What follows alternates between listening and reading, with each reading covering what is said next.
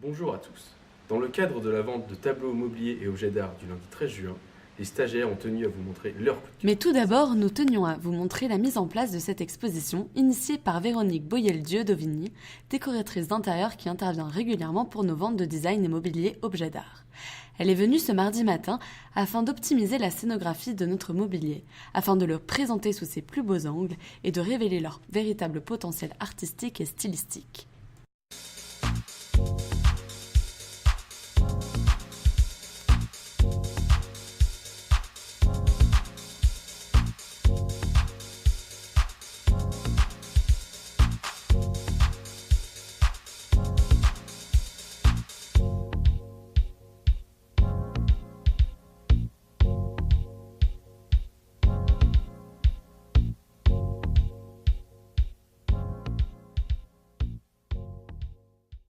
Je m'appelle Chloé Collin et je vais vous présenter mon coup de cœur.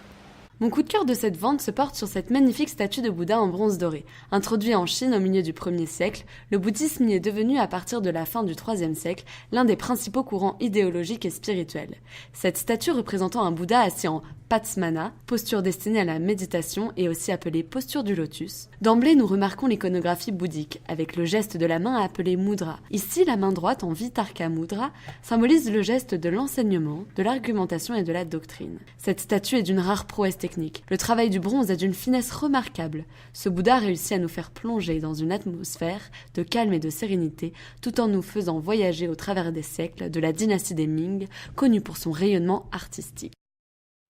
Nicolas Klaus, et voici l'objet que j'ai choisi. J'ai choisi de vous présenter cette armure de samouraï complète en cuir et tôle qui compte un casque, des protections de bras, une cuirasse, un masque et des jambières. Elle date de la seconde moitié du 19e siècle, ce qui fait de cette pièce une des dernières puisque la fin des samouraïs est datée de 1877. En effet, cette époque dite de l'Edo est une période de paix et les armures à ce moment servaient plus de vêtements d'apparat que pour le combat.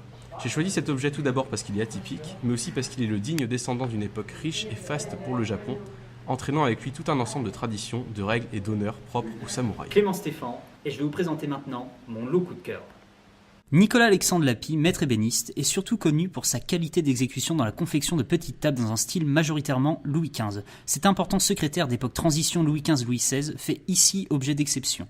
Marqueté de bois de rose avec un frisage dit en aile de papillon ainsi que de palissandre et filets de buis, ce dernier ouvre à un tiroir, un abattant en partie supérieure et deux portes pleines en partie inférieure. Les montants antérieurs sont à pans coupés et reposent sur deux pieds légèrement galbés. Ainsi illustre bel et bien cette époque transition caractérisée par une juxtaposition de la grammaire stylistique rocaille Louis XV aux lignes droites du style Louis XVI. Les meubles ne sont non plus galbés mais droits sur de petits pieds discrètement mouvementés. Les bronzes dorés ciselés sont beaucoup moins présents et commencent à s'imposer des décors floraux, feuillagés et rinceaux stylisés. Tous ces objets sont visibles lors des expositions publiques à l'Hôtel des Ventes de Rennes en Cher, le vendredi 10 juin de 15h à 18h, le samedi 11 juin de 10h à 13h et de 15h à 18h, ainsi que le lundi 13 juin de 9h à 11h. Venez y trouver votre coup de cœur.